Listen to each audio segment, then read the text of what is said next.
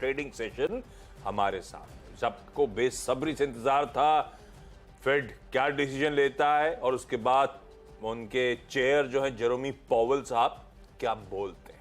सारा आउटकम कल देर रात आ चुका है, देर रात के मध्य रात्रि आ चुका है, उसके रिपरकशंस तगड़े हैं। यूएस में ऊपरी स्तरों से प्रॉफिट टेकिंग थी, दबाव में मार्केट्स बंद हुए दिन के लोज पे। आज सुबह के फ्यूचर्स दिक्कत कंटिन्यू हो रही है, हल्के दबाव के साथ ही ट्रेड कर रहे हैं। पूरा एशिया लार्जली सब पेन में, और हमारा गिफ्ट निफ्टी कह रहा है 100 पॉइंट प्लस कमजोरी के साथ शायद आज थर्सडे के दिन शुरुआत होगी। और आज ध्यान रखिएगा हमारी निफ्टी की वीकली एक्सपायरी स्केड्यूल्ड, ऐसे में पिच ग्राउंड सब दिखाइए, क्राउड दिखाइए। क्राउड की तो कोई कमी है नहीं, वो तो पता चलता है, बताया जाता है, सीट्स पहले से बिक जाती है। तो यहां से लेकर कहा जा रहा है फोर्सेबल फ्यूचर जितनी भी बुकिंग खोली हमने सब खचाखच भरी, सब भरी हुई। कैसेट के दोनों साइड बचता है, ए साइड भी बी साइड भी। तो लोग बेच के पैसा बना लेते हैं। अभी क्या मूड है, क्या बोले क्या है चचा? चचा तो ये बोले कि ब्याज दरें नीचे से नहीं आएंगे अभी बहुत लंबे समय तक, तो इसलिए बाजार थोड़ा दुखी हो गया। पॉज ले लिया फिर भी दुखी हो गया। तो ये एक्चुअली क्या है ना, मार्केट ने इस बार बहुत ही गलत असेसमेंट कर लिया था। और गलत असेसमेंट ये है कि उनको लग रहा था कि खाली रेट पॉज कर देंगे तो अपना काम बन जाएगा, लेकिन पॉज के साथ जो बात हम लोग यहाँ पे लगातार डिस्कस कर रहे थे, मैं बार बार कहता कि जो अगर 5% रेट बना रहता है तो इक्विटी मार्केट के लिए मुश्किल है। इस रेट पे चल नहीं सकती दुनिया, क्योंकि फ्री की आदत पड़ी हुई है। तो कल वही हुआ कि उन्होंने कह दिया कि इस बार तो पॉज है, लेकिन एक हाइक और होगी। 19 में से 12 लोग कह रहे हैं कि बढ़ाओ बढ़ाओ बढ़ाओ बढ़ाओ, 7 लोग कह रहे हैं पॉज। प्लस आगे भी जो एक्सपेक्टेशन थी 24 में 4 बार रेट कट हो जाएगी, अब वो घट के 2 रह गई है, 2 भी एकदम लास्ट में होगी जाके। तो उसकी वजह से मार्केट को लगा कि यार ये तो हाई रेट पे, जैसे ना कि आप एक बहुत तेज़ी स्प्रिंट कर रहे हो 100 मीटर वाली, और अब आप 75 मीटर पर जब पहुंच गए तो आपको लगता है 25 ही तो बाकी, चलो दम सांस के निकल जाते हैं। लेकिन आपको ये बताया जाए नहीं नहीं वो अभी और 300-400 मीटर जाना है, तो आपकी सांस टूटने लगती है। एग्जैक्टली वही हो रहा है। लोगों को लग रहा है कि शायद रियायत मिलेगी, लेकिन रियायत मिलने की संभावना दिख नहीं रही है। फेड का तो अनुमान ये है कि 2026 तक जाके हम 2% शायद अचीव कर पाएँ।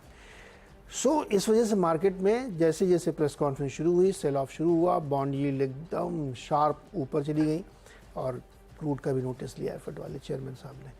तो कुल मिला के मार्केट के लिए अच्छी खबर नहीं आई यूएस से, और इसीलिए कल वहाँ पे गिरावट। अगर हाई से आप देखेंगे तो डाउ 300 पॉइंट नीचे है, और नैस्डैक भी सबसे ज़्यादा पिटाई, जो सबसे ज़्यादा चले तो नहीं सबसे ज़्यादा पिटाई हो रही। सारे बड़े दिग्गज 3-3, 4-4% गिरे हुए हैं। सो नेट ग्रीन है पिच आपकी। क्या बॉलिंग करेंगे आज? है नहीं, मैंने तो ज़्यादा ऐसा कुछ नहीं सोचा है। अपना काम है खबरें बता देने का सारी जो स्क्रीन पे ऐड करनी, और उन खबरों के हिसाब से क्या लाइकली कलर्स होने चाहिए, थोड़ा बहुत अलाइन करने की कोशिश करते हैं मूड माहौल के साथ, लेकिन ज़्यादा उस पर डिवेट नहीं। पहला SJVN, मूड बिगड़ा होगा अपनी जगह, लेकिन SJVN आज कितना भी अच्छा मूड होता है ये स्टॉक बिगड़ के दिखता है आपको। कल बहुत से मूव्स बने स्टॉक में। शाम को अपडेट आया सरकार OFS लाने की, ऑफर फॉर सेल, अपना स्टेक बेचने की तैयारी कर रही है। 2.46% स्टेक बेचेगी और 2.46% ओवर सब्सक्रिप्शन रखेगी। नेट दरअसल 2.46 कहना गलत है, ये एक्चुअली 5% हिस्सेदारी की बिकवाली हो रही है। 4.9% के आसपास का अच्छा खासा चंक सरकार बेचेगी। 69 रुपीज फ्लोर प्राइस, कल 7% मजबूत, 81-82 पे ये स्टॉक क्लोज हुआ था, तो आज पेन में रहेगा। और आज दरअसल वो नॉन रिटेल उनकी बारी है। कल शायद, आज देखते हैं कहा जाता है, किस तरह की डिमांड आती है, उसके बाद कल फैसला करेंगे कैसा मूव करेगा। आज तो लाल का दिन है इसके लिए। कल मैंने कहा था ग्लोबल मूड माहौल के बीच में फार्मा में कंफर्ट है। कल बाजार बहुत पिट रहा था, 3 फार्मा बोले थे, मेरे ख्याल से सब या तो फ्लैट बंद हुए या वह हल्के हरे में ही बंद हुए। तो फार्मा गो टू पॉकेट बन गया था थोड़ा सा डिफेंसिव के तौर पे, इसीलिए आज भी कंटिन्यू कर रहा हूं खबरें, जहां जहां फार्मा की नजर आई उनको खास तौर पे। जाइडस लाइफ साइंसेज, इसको फिर से एक अप्रूवल, इस स्टॉक को रखिए रडार पे। ये ओवर पीरियड ऑफ टाइम मतलब आए दिन अप्रूवल्स, और इस स्टॉक ने बहुत से मूव दिखाने भी शुरू करे, सबसे थका हुआ स्टॉक बन गया था। फाइनल अप्रूवल आया US FDA से, इनकी एक एक्ने के ट्रीटमेंट का जेल है उसके लिए, अच्छी खबर। बायोकॉन कल मेंशन कर रहा था, क्योंकि इन्होंने वो नए CEO साहब जिन्होंने सिंजीन के IPO लाने में मदद करी थी 5 साल के पीरियड का, उनको बायोकॉन की कमान दे दी थी। अब खबर आई है कि उनके आम बायोकॉन बायोलॉजिक्स को यूरोपियन कमीशन का अप्रूवल मिला है मैक्युलर डीजेनरेशन रिलेटेड, भगवान जाने ये बताएंगे, डॉक्टर ये कर रहे थे बीच में, उससे रिलेटेड ट्रीटमेंट वगैरह के लिए कोई बायोसिमिलर है उसका रिप्लेसमेंट। अच्छी खबर, बायोकॉन को ग्रीन कर, दोनों pharma green, SJVN but obvious आज लाल, गाढ़ा लाल। गाढ़ा लाल। ओके चलो। अच्छा, शुरुआत में दो स्टॉक ऐसे जो एक ही खबर में, MCX में, और खबर ये आ रही कि इस महीने के अंत तक वो अपने जो नया प्लेटफॉर्म है उस पर कामकाज शुरू कर देंगे, जो उन्होंने TCS के साथ मिलके डेवलप किया। TCS ने उनके लिए डेवलप किया है, उसकी टेस्टिंग चल रही थी, अब शायद वो लगभग ठीक हो गया है, तो इस महीने के अंत तक वो उस प्लेटफॉर्म पे स्विच कर जाएंगे। तो जो पुराना प्लेटफॉर्म है जिसके जो लेते थे 63 मून्स से, तो वो अब नहीं यूज़ करना पड़ेगा। अब आपको इंटरेस्टिंग बात याद होगी कि पिछले कुछ दिन पहले इन्होंने कुछ पैसा पे किया था, काफ़ी बड़ी रकम, आगे यूज़ करने के लिए, क्योंकि इनका प्लेटफॉर्म तैयार नहीं था TCS वाला। अब ये तैयार हो गया, तो इसी खबर पे आप देखिए 63 मून्स में खूब बड़ी उछाल आई थी क्या और था वो, MCX गिर गया था, क्योंकि वो पेमेंट ही तो 250 करोड़ के करीब किया था उन्होंने। अब मुझे लगता है कि एकदम रिवर्स इस तरीके से हो सकता है। तो स्क्रीन पर लगा के रखिए, देखते हैं दोनों स्टॉक्स में किस तरह का मूव आता है, MCX और 63 मून्स। तीसरा स्टॉक है शीला फोम। इसमें खबर वही है कि 1200 करोड़ का QIP है और प्राइस जो है इन्होंने डिस्काउंट पे रखा है 7-8%। तो स्क्रीन पर लगा के, हालांकि इस तरह खबरों पे आजकल स्टॉक रिएक्शन नहीं करते। भाई साहब कल मैंने कल कौन सा 10%, हाँ 10%, मुझे 13% याद पड़ा था। ब्लू स्टार क्लोजिंग बेसिस पे हो सकता है। QIP इशुएंस स्पेशल उठाने की तैयारी, वो 13%। अरे नहीं, शीला ने ब्लू स्टार साबुन बहुत स्लो है ना, ब्लू स्टार दिखा, ब्लू स्टार नहीं दिखा तो रहे था। क्या होगा शीला में पता नहीं, लेकिन ये खबर तो अब मतलब कमाल है ये, आजकल तो कुछ भी हो सकता है मार्केट में। तो तीसरा स्टॉक मेरा ये है। चलिए भाई, अगले शो में ब्लू स्टार दिखाते हैं आपको, अभी आगे बढ़ते हैं। आ गया 13%। अपोलो टायर्स अगला, इसको लाल लेके जा रहा हूं, ऐसा कुछ नहीं है, बस एम्प्लॉय, इन्होंने बताया था कि कुछ अपनी सुबह की कमेंट में बता रहे थे कि US में सैलरी बहुत मिल रही है, खूब जबरदस्त, यहाँ पे सैलरी मांग रही है, दे नहीं रही है कंपनियां। खैर, अपोलो टायर्स ने बताया कि बायस और OTR टायर प्रोडक्शन को रोका गया है इनकी लिम्डा गुजरात की फैसिलिटी में, कुछ शॉप फ्लोर एम्प्लॉइज के साथ कुछ सर्टेन कंसर्न्स के चलते। लॉन्ग टर्म सेटलमेंट एग्रीमेंट्स हैं, रिन्यूअल वगैरह कुछ होना है, तो दिक्कतें आ गई, एम्प्लॉय इश्यूज आते हुए इनके एक प्लांट में ठप हो गया कामकाज वहां पे, तो लाल ही रखा है। फिर आज के बाद बाजार भी ऐसे ही था, खबर भी सपोर्टिव नहीं है ऐसी। इन्फोसिस को ग्रीन ले जा रहा हूं, हालांकि ग्लोबल मूड मॉल थोड़ा सा दिक्कत वाला है, तो देखते हैं बिहेवियर कैसा रहेगा। एनवीडिया के साथ दुनिया में एंटरप्राइजेस की प्रोडक्टिविटी को बूस्ट करने के लिए जेनरेटिव AI का कोलैबोरेशन हुआ है, और इस कोलैबोरेशन का स्केल इस बात से समझ में आता है कि इन्फोसिस के 50,000 एम्प्लॉइज को एनवीडिया की AI टेक्नोलॉजी में ट्रेन किया जाएगा उनके नए सेंटर ऑफ एक्सीलेंस में। ग्रीन रखा है इसको मैंने, देखते हैं आज बिहेवियर कैसा रहता है। और फाइनली छठा स्टॉक इस कड़ी में अशोक लेलैंड। इसमें कंपनी स्पेसिफिक कोई नहीं, बस सेंटिमेंट पॉजिटिव है इसलिए मेंशन कर रहा हूं। इंटरेस्टिंग अपडेट था, US और भारत ने हाथ मिलाए, 10,000 इलेक्ट्रिक बसेस इंडियन रोड्स पर उतारी जाएंगी। बेसिक आइडिया है कार्बन एमिशंस को रिड्यूस करना, क्लीनर हेल्थियर सिटीज के लिए। प्लस आगे चल के कहा जा रहा है, ये कहा गया है, पार्टनरशिप फाइनेंसिंग मोबिलाइज करने में इलेक्ट्रिक बस फ्लीट्स की मदद करेगी। प्लस ये दोनों मिलकर US और इंडिया इंटरनेशनल कोऑपरेशन प्रमोट करेंगे in the field of electric mobility. तो नॉट ओनली वो 10,000 बसेस की US की फंडिंग, वे बियॉन्ड दैट। इसीलिए मैं अशोक लेलैंड होता, टाटा मोटर्स होता, कोई JBM ऑटो होता, कोई सा भी चूज कर सकता था। सेंटिमेंट पॉजिटिव सभी के लिए वैसे ही है, मैंने रखा अशोक लेलैंड दिया जो कंसोलिडेट कर रहा है। 6 हो गए। ओके, चौथा स्टॉक है फिनो पेमेंट्स। एक बड़ी दिलचस्प खबर इन्होंने कल रिपोर्ट की। इन्होंने बताया कि कुछ लोगों ने इनको कंप्लेंट भेजी, मर्चेंट ने और डिस्ट्रीब्यूटर्स ने, गुजरात महाराष्ट्र से। उन्होंने बताया कि कुछ एम्प्लॉय जो हैं उन्होंने एक फर्जी स्कीम चला के गड़बड़ घोटाला किया इन लोगों के साथ, पब्लिक के साथ और मर्चेंट के साथ। तो इसके उन्होंने नोटिस लिया, बाकायदा उन्होंने KPMG को अपॉइंट किया कि भाई इसकी जाँच करो, और उस जाँच के आधार पर कुछ लोगों के खिलाफ FIR भी हुई है।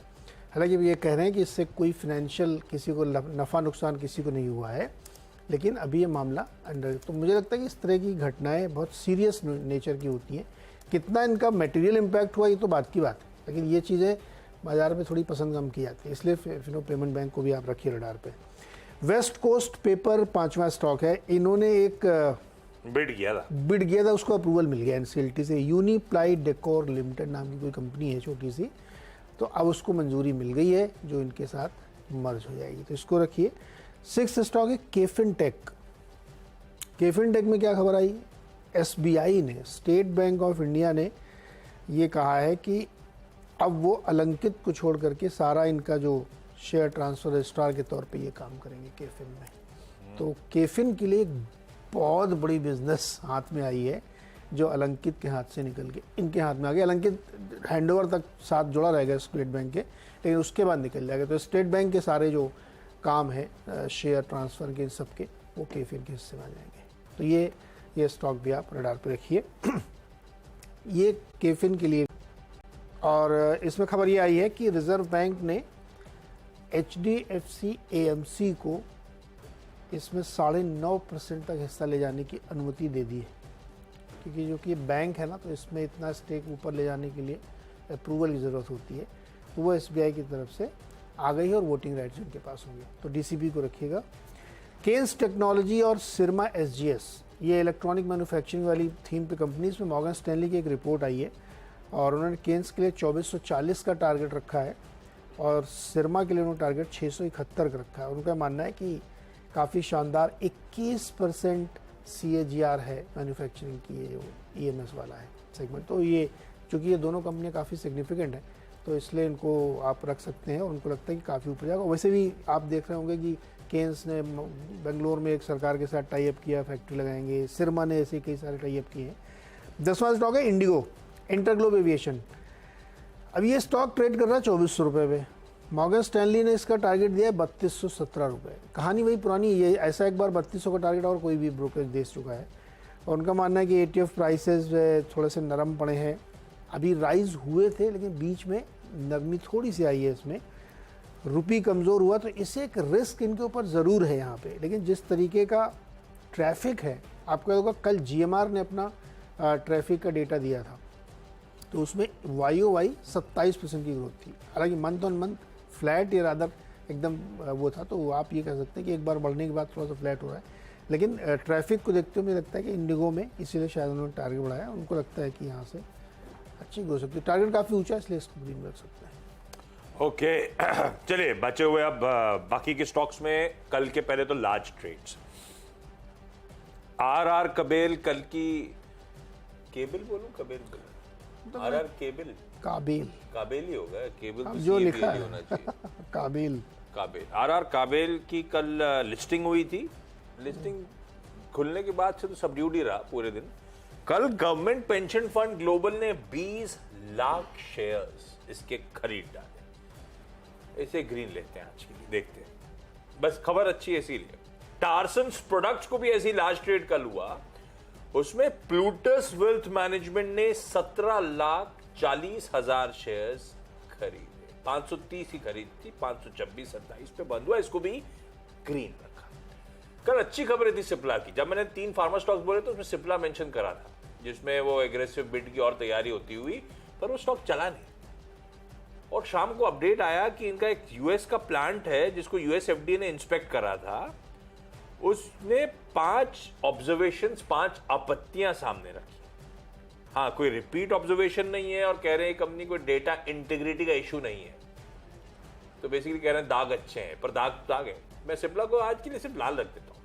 सिप्ला लेकिन ध्यान रखिएगा आउट परफॉर्मर है, वो स्टेक सेल होना है, कभी भी वो खबर आनी है, रह की खबरें आती रहती हैं उससे रिलेटेड, तो ये ज़्यादा करेक्शन के मोड में जाना है नहीं, सिर्फ वॉच आउट करेंगे।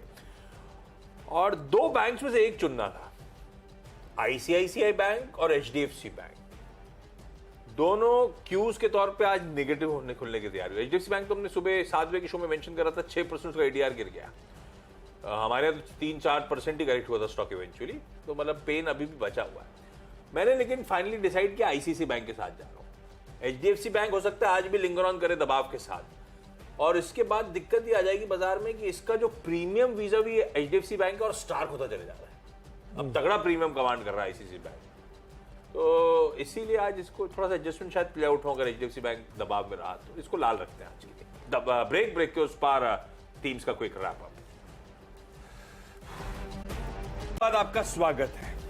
अजय, मैं टीम रैप करूं उससे पहले वो अनिल कपूर साहब का बहुत फेमस डायलॉग है ना कोई सा, झकास केस लगेगा। फंस गया ना, मुकदमा दायर।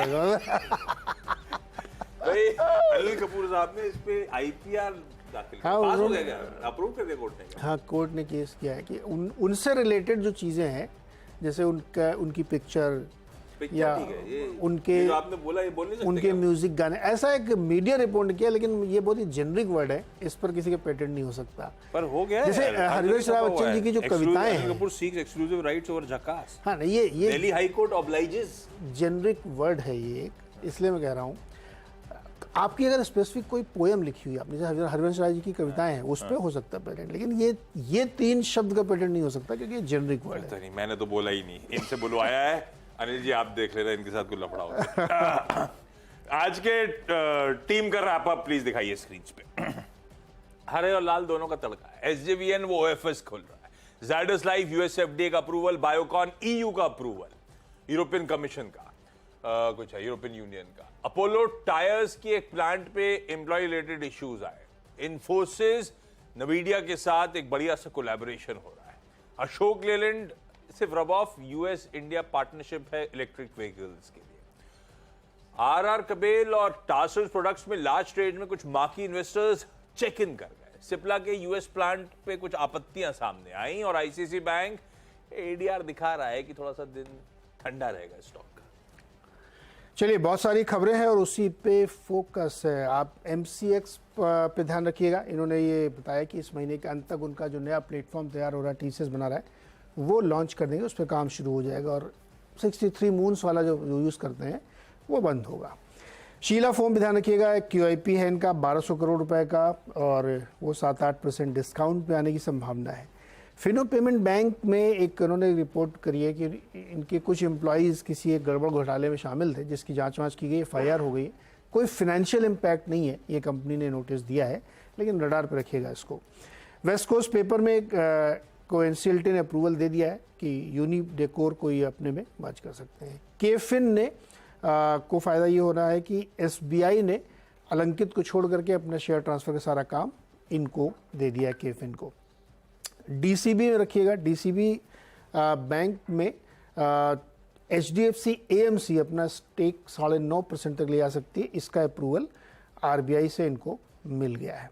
इसके अलावा आप ध्यान रखिएगा, सिरमा और केन्स टेक्नोलॉजीज में मॉर्गन स्टैनली की रिपोर्ट है और इन्होंने दोनों का लक्ष्य काफ़ी बढ़ा दिया, एक का 2440, एक का 671। और इंटरग्लोब एविएशन में भी मॉर्गन स्टैनली की रिपोर्ट है और उन्होंने 3217 का लक्ष्य इसके लिए दिया है।